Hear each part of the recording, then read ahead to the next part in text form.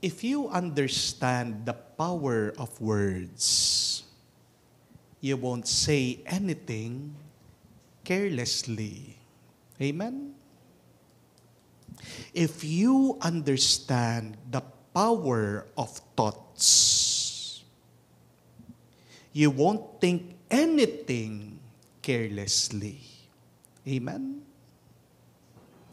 And if you understand the power of presence, you won't be anywhere carelessly. Mga kapatid, tandaan po natin yan. Ang inyong mga iniisip, ang inyong mga sinasabi, ang inyong ginagawa ay may kapangyarihan. Maliit o malaki man yan. Madalang o palagian. May kapangyarihan yan. Mag-ingat kayo. Huwag ka lang basta-bastang mag-isip, huwag ka lang basta-basta magsalita, huwag ka lang basta-bastang gumawa. At nauunawaan yan ng Diyos. Kaya nga, nag-iingat ang Diyos sa kanyang iniisip dahil ang lahat ng naiisip ng Diyos ay napangyayari niya. Ano ang naisip ng Diyos? Ang iligtas ang tao. Kahit na ang tao matigas ang ulo, kahit ng tao nagkasala sa kanya, kahit na ang tao ay hindi na natuto, ang nasa isip palagi ng Diyos ay iligtas siya. Naaalala ng Diyos ang pangako na kanyang binitawan, iniwan, sinabi kay Noah. Hindi na niya kailanman papatayin at ipapalubog ang buong mundo sa tubig. Hindi na niya pupuksain, papatayin ang tao magpakailanman. So since then, in that great flood, what was in the mind of God is always to save humanity. Kaya nga, pinadala niya ang kanyang anghel. Pinili niya si Maria. She was most worthy to be the mother of the Son of God. Pinili din ng Diyos kung kanino siya magpapakita. Kasi kung kahit kanino na lang at hindi karapat-dapat, baka masayang yung kanyang presensya. Hindi po ba? Bakit si Maria yung pinili ng Diyos? Kasi nakita niya sa lahat ng babae, siyang pinakatapat sa kanya. At siya ang kinausap ng Diyos. Siyang inanyayahan ng Diyos. At hindi rin nasayang ang salita ng Diyos sa kanya. Kahit na merong pag-aalinlangan, may pagkalito kay Maria, siya ay tumango, siya'y umoo, siya'y pumayag. At hindi rin nasayang ang pagpili ng Diyos sa kanya. Mga kapatid, magandang itanong ito. Saan ba natin nilalagay ang ating mga isip? Saan ba natin ginagamit ang ating mga salita? Ano ba ang ating mga ginagawa? My dear friends, I remind you to live your life full of intention and purpose. Do not live your life carelessly because you are the deadliest when you are careless. Remember that. When you live your life without intention, your life won't have any meaning and purpose. Di ba? Pag hindi mo alam kung anong gagawin mo, kung hindi mo alam yung kahulugan ng buhay mo, parang wala kang lakas para tumayo, umalis sa kama. Pag hindi mo na alam kung para saan ang buhay na ito, ikaw ay nagtatrabaho, wala kang gana. Pag hindi mo alam kung saan papunta ang buhay na ito, wala kang tuwa at wala kang saya. You're alive and yet you are dead. Remember, my dear friends, that in order to be successful, you have to be intentional. Walang nagtatagumpay na sa aksidente lang. Kung man aksidente, nanalo ka ng loto, I tell you, mabilis din mawawala yan. A success that has been achieved by accident, accidentally, it will also disappear as fast as it has appeared. Nagtatagal ang tagumpay kung yan ay pinag-isipan, kung yan ay pinagplanuhan, kung yan ay ginusto. Kaya nga po, I invite you first, use your thoughts wisely. Saan mo nilalagay ang iyong mga iniisip? Ano ang iyong mga iniisip? Anong iyong mga minumuni-muni? Anong iyong mga pagmumuni-muni sa buhay? Because remember, your thoughts have power. Meron po akong isang tinutulungan, kina-counseling. Sabi niya sa akin, may sakit siya. So pinagpe-pray over ko po. Ang dami na po niyang pinuntahan na mga doktor. Wala naman po nakikita doon sa kanyang medical test. Pumunta na rin po sa mga alternative doctor. Nagpapatreat siya kahit na paano naiibsan yung kanyang nararamdaman. Pero pabalik-balik pa rin.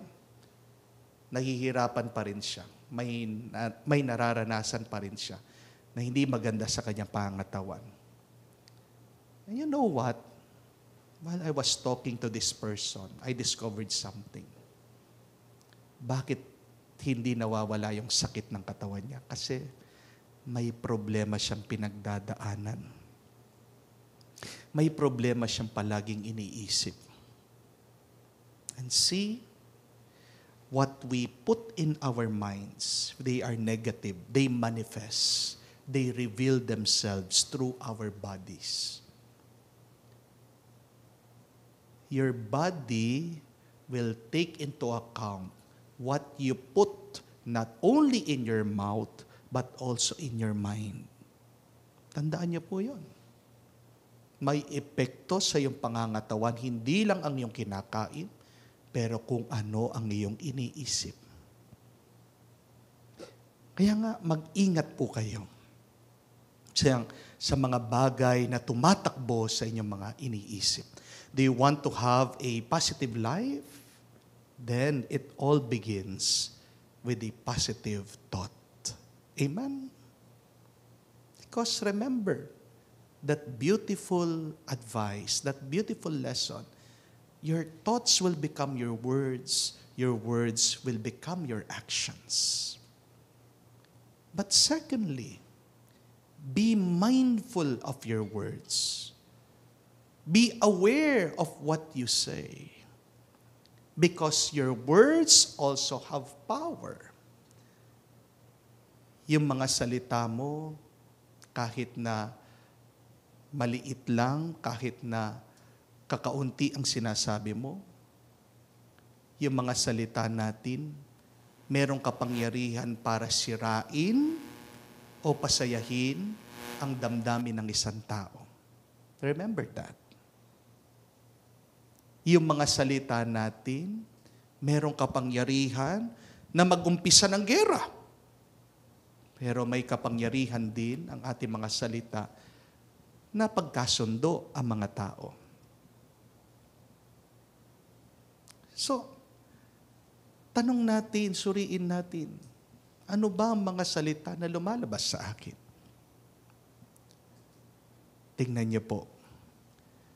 Pag dumaan ka sa palengke, mapapabili ka. Bakit? Dahil pag dinadaanan mo yung mga nagtitinda, tatawagin ka, "Uy, ganda! Uy, pogi!" Di ba? Sino ba naman ang hindi masisiyahan na tatawagin kang maganda at pogi? Kesa naman doon sa tawagin kang mataba, taba-ching-ching, pangit. Di ba? Isnabin mo yung tinitinda niya. Isang salita lang pero ang laki ng epekto sa atin. Di po ba? Ano ang sinasabi ng Biblia? Proverbs chapter 18 verse 21. It said that the tongue brings death or life. So before you say anything, please be mindful, be careful, and be aware. But third and last, please be careful of your presence. Be mindful of your actions. Subukan niyo po ito. Palitan niyo yung profile picture niyo sa social media. Meron pong magta-type do sa comment, "Happy birthday." Hindi ko ba alam? Bakit pag nagpapalit ka ng profile picture ngayon, no, kala nila birthday mo? Di mo naman birthday. Yung mga iba lang maglalagay ng isang kandila doon sa kanilang picture. Dagsa, condolences, condolences. Sinong namatay?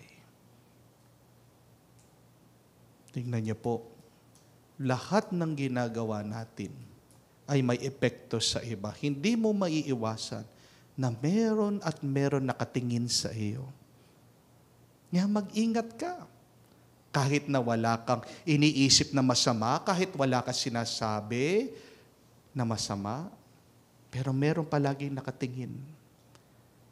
Kaya nga, ano man ang gawin mo, may masasabi sila sa iyo. Kaya mas maganda na, kung wala ka din magandang gagawin, ay tumahimik ka na lang at umiwas ka sa mga tao. Pero pagpatuloy mo yung ginagawa mong mabuti, kung kahit na ginagawa kang masama ng ibang tao, ang mahalaga, ang Diyos, nakikita niya ang lahat. My dear friends, careless actions brings hurt, pain, and negativities. But intentional actions, thoughts, and words, no matter how little they are, they create positive change. See, God started a new history of salvation. See, God started the plan to save humanity once again through the simple act of announcing the good news to Mary. Let us also do the same. Be mindful of what you think, be careful with what you say, and always be intentional of the things that you do in life. My dear friends, let us not waste our thoughts, our words, our actions, just like the Lord. Let us be instruments of God for His will, to promote His goodness, and to spread His holiness. Amen.